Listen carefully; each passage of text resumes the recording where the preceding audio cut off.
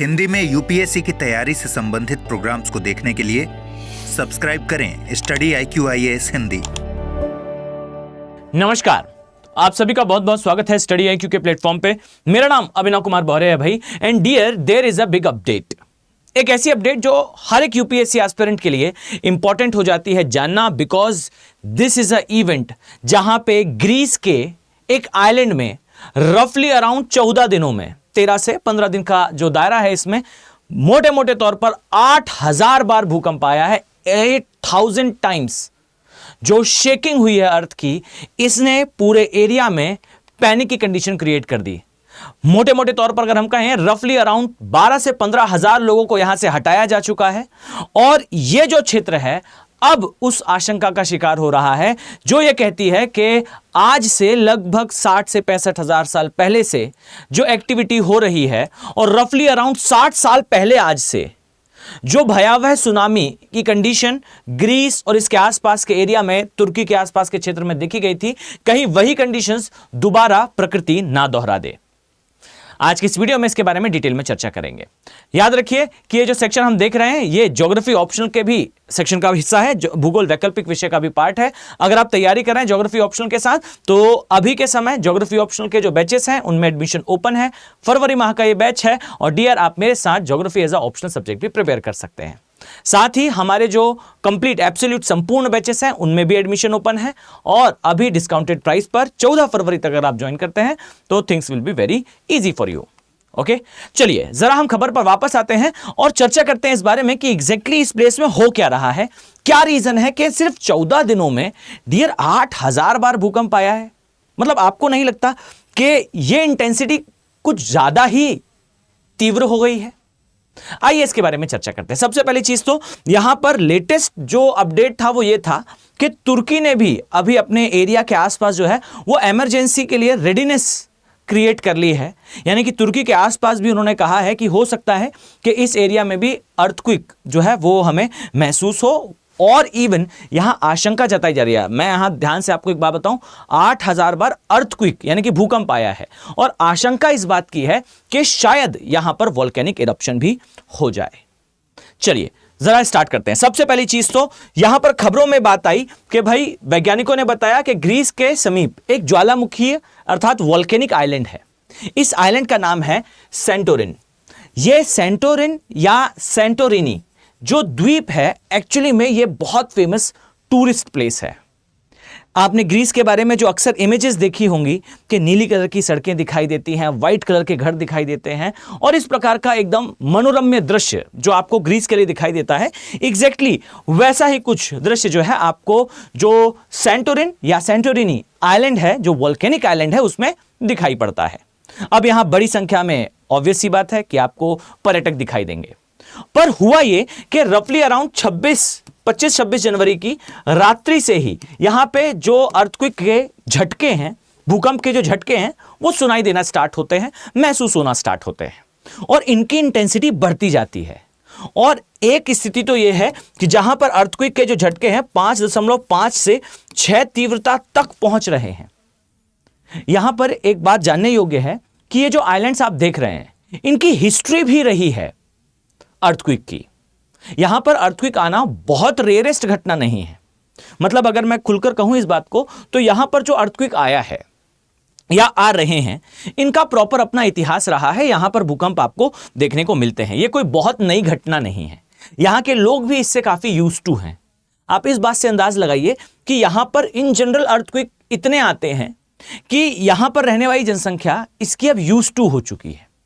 You can say कि जितना एक नॉर्मल एरिया में व्यक्ति को प्रभाव होता है मानसिक तौर पर या सामाजिक तौर पर, उतना शायद जल्दी फील ना हो यहां के लोगों को, बिकॉज इतिहास रहा है यहां अर्थक्वेक का।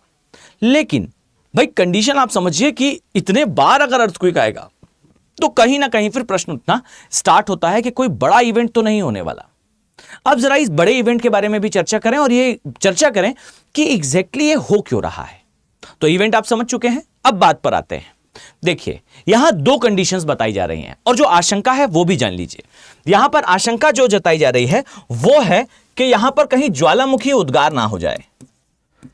जो ज्वालामुखी उद्गार है या फिर वॉल्केनिक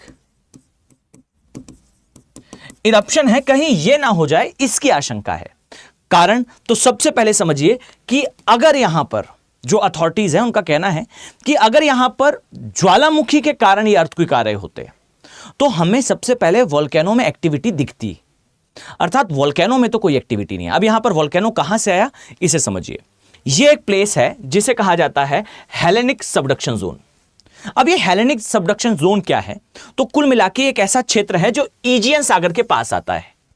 फाइन, यहां पर आपको जो है वो ग्रीस दिखाई देगा। फाइन, और इस तरफ आपको जो है वो तुर्की का एरिया दिखाई देगा, और ये जो नीचे का हिस्सा दिख रहा है ये अरब का एरिया है।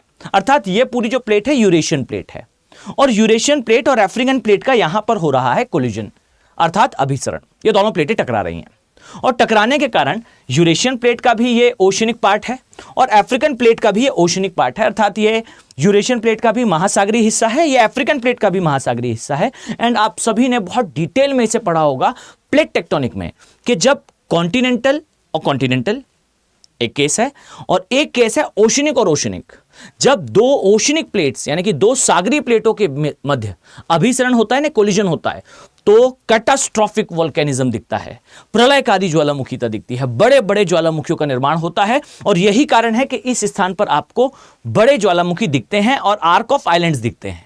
और इन्हीं आर्क ऑफ आइलैंड्स में से एक आपको जो है वो दिखाई देता है जहां अभी ग्रीस में एक्टिविटी हो रही है। अर्थात सोच कर देखिए कितनी रोमांचित कर देने वाली बात है।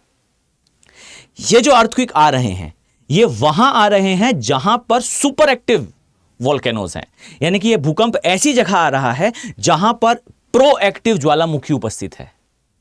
यह धरती का हिलना बहुत खतरनाक है।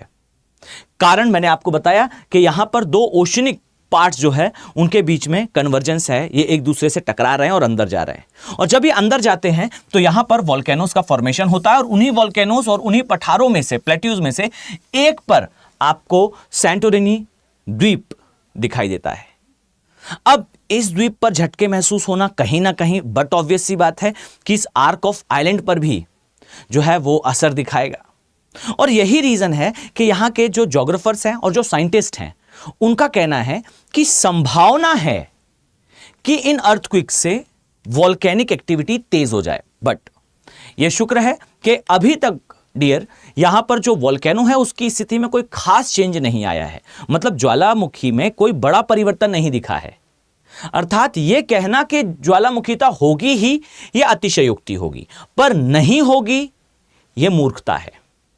Fine, this is a brutal thing that अगर हम यह कह दें कि यहां पर अर्थक्वेक के आने से कोई वोल्केनिक एक्टिविटी नहीं होगी, यह कुछ जल्दबाजी होगी, यह कुछ ज्यादा ही सकारात्मकता होगी जो शायद थोड़ी हमारे लिए घातक हो।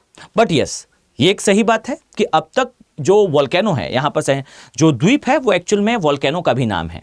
फाइन, जो आइलैंड का नेम है एग्जैक्टली वो वोल्केनो का भी नेम है, उसमें कोई एक्टिविटी नहीं दिखी है। लेकिन जो इससे सटा हुआ देश है तुर्की अर्थात टर्की, इस देश में कहा गया है कि भाई make sure for any kind of disaster, किसी बड़ी आपदा के लिए अपने आप को तैयार रखिए।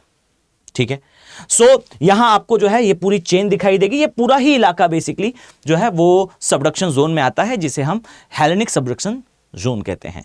ये जो हेलेनिक सबडक्शन जोन है, इस जोन के लिए इतनी बात जरूर याद रखिएगा कि ये अफ्रीकन प्लेट और यूरेशियन प्लेट के बीच में आता है, भूमध्य सागर अर्थात मेडिटेरेनियन सी में दिखाई देता है। एग्जैक्टली अगर मैं आपको लोकेशन जरा दिखाऊं तो यहां आप पाएंगे कि दिस इज जो है वो तुर्की वाला एरिया, यहां से आपको इस तरीके से दिखाई देगा दैट ये आपको ग्रीस दिखेगा, यहां पर आपको इटली दिखाई देगा, और इस तरीके से आप चलते जाएंगे तो ग्रीस के पश्चात आपको इस एरिया में पूरा यूरोप दिखता है।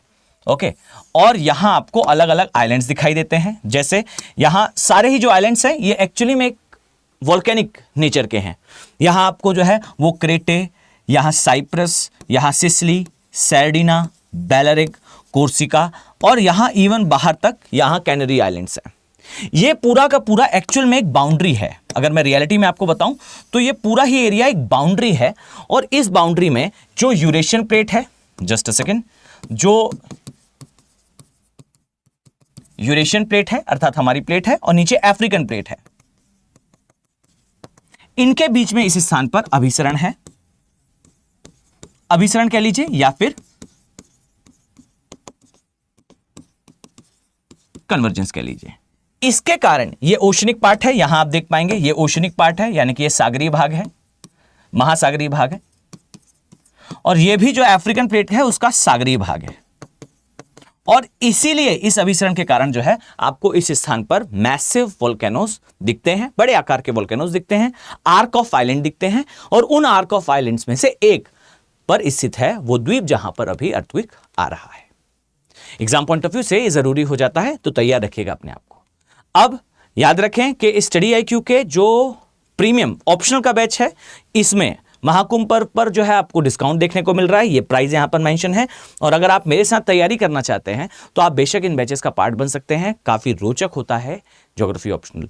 और एक बात और याद रखिए कि 30 से 35 प्रश्न, 30 से 35 क्वेश्चंस जो हर वर्ष पूछे जाते हैं geography as a optional, geography as a GS का सब्जेक्ट, यानी कि 30 से 35 प्रश्न प्रीलिम्स में भी आते हैं ज्योग्राफी प्लस एनवायरमेंट से, बेहद आसान होंगे आपके लिए।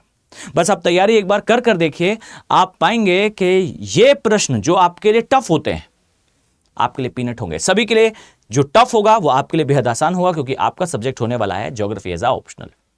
मैं उम्मीद कर रहा हूं कि डेफिनेटली आप इन बैचेस का पार्ट बनेंगे।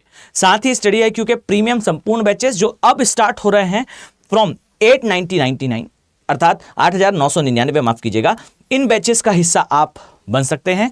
इसके पश्चात आपको जो है वो इनमें सिग्निफिकेंट डिस्काउंट देखने को मिलेगा, लेकिन ये कब तक? सिर्फ केवल और केवल 14 तारीख तक, 14 फेब तक। इस उम्मीद के साथ कि आने वाले समय में मैं आप सभी सीरियस IAS एस्पिरेंट्स को इन बैचेस में देखने वाला हूं। चलिए मिलते हैं नेक्स्ट वीडियो में। Have a very nice day, thank you. Hindi में UPSC की तैयारी से संबंधित प्रोग्राम्स को देखने के लिए सब्सक्राइब करें स्टडी IQ IAS हिंदी।